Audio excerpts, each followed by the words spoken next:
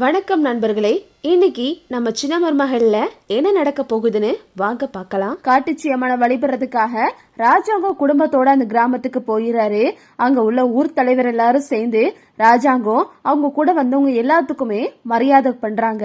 அப்புறம் அந்த ஊரோட மூப்புத்தாய் ராஜாங்கத்துக்கு வணக்கம் வைக்கிறாங்க.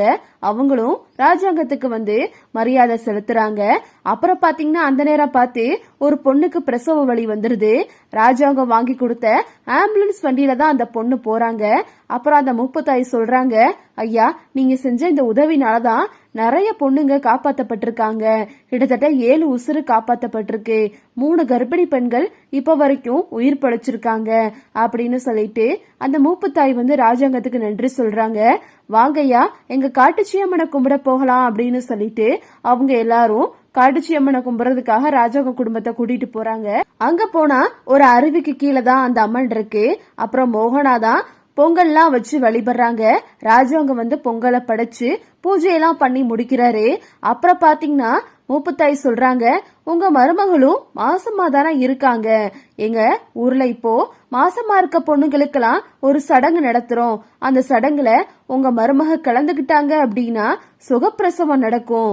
நல்லபடியா தாயும் செய்யும் எந்த பிரச்சனையும் வராம அந்த பொண்ணு குழந்தைய பெத்தெடுப்பா அப்படின்னு சொல்லிட்டு அந்த அம்மா சொல்றாங்க. ஆனா இன்னைக்கு நைட்டு அவங்க 2 பேரும் இந்த ஊர்ல தான் தங்கணும் அப்படின்னு சொல்லிடுறாங்க.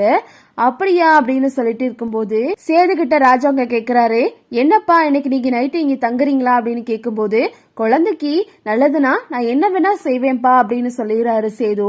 அப்புறம் பாத்தீங்கன்னா சேதுவுக்கும் தமிழுக்கும் உட்கார வச்சு அந்த சடங்கெல்லாம் செஞ்சு பாட்டெல்லாம் பாடுறாங்க.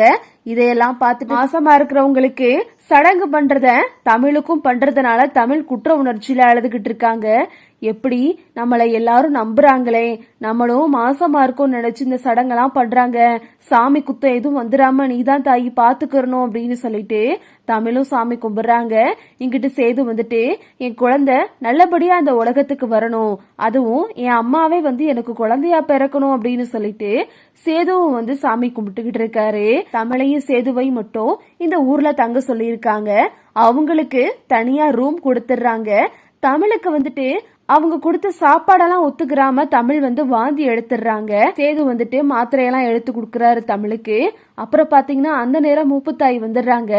என்னம்மா இப்ப வாந்தி எடுத்துக்கிட்டு இருக்க அப்படின்னு கேக்கும்போது, இல்ல எனக்கு கொஞ்சம் கொமட்டலா இருந்துச்சு அப்படின்னு சொல்றாங்க.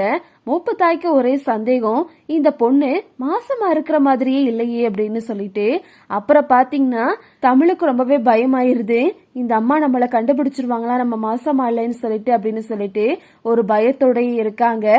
இதுதான் அடுத்தடுத்து நடக்க போகுது.